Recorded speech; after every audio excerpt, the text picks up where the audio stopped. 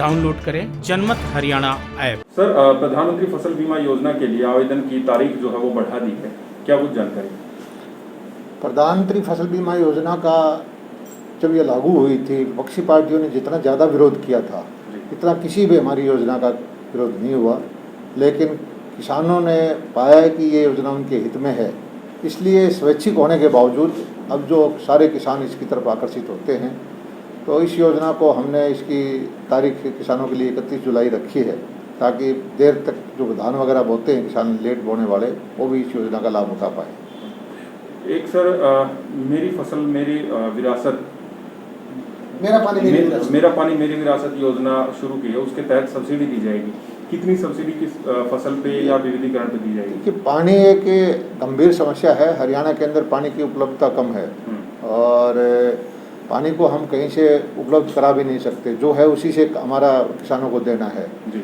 तो उसके लिए ये प्रार्थना की है हमने कि धान जो आम फसल से 100 गुना ज़्यादा पानी पीता है, इसकी बजाय कोई और फसल लगाएं।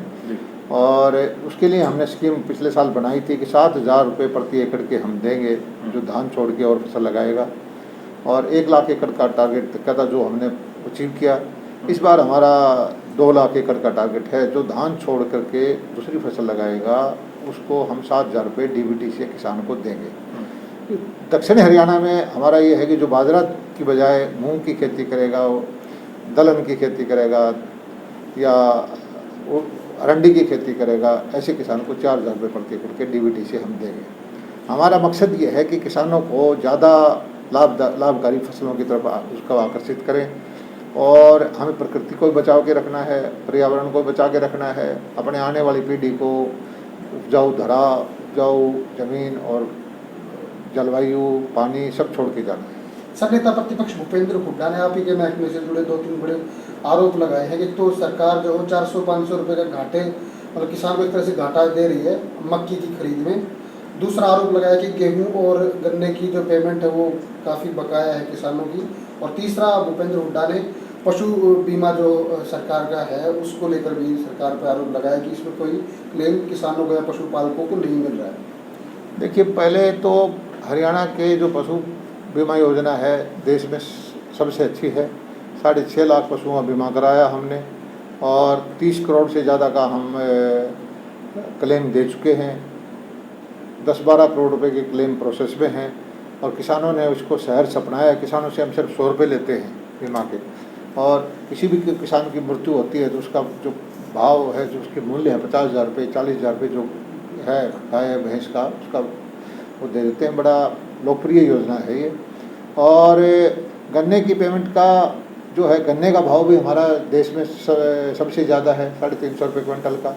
और टाइम के साथ, क्योंकि 1-1.5 महीना पहले ही मिल बंद हुए हैं, गन्ने की भी लगभग सारी पेमेंट हो चुकी है। जो थोड़ी बहुत बाकी है उसको भी जल्दी से जल्दी करा देंगे। किसानों के हित में कोई भी कदम उठाना है उसमें हम कहीं कोई कमी नहीं आने देते। हुड्डा साहब को चिंता करनी चाहिए, कांग्रेस के नेताओं को चिंता करनी चाहिए तो राजस्थान के किसान के करें, पंजाब के किसान करें, जो हरियाणा के मुकाबले में बहुत पीछे है। अब मक्की की खरीद को लेकर बोला कि किसानों को जो उसको चिंता, हम मक्की की बिजाई तो अभी करवा रहे हैं। मक्की का जो बिजाई का वक्त है, हमारा जो MSP पे खरीद है अब करेंगे।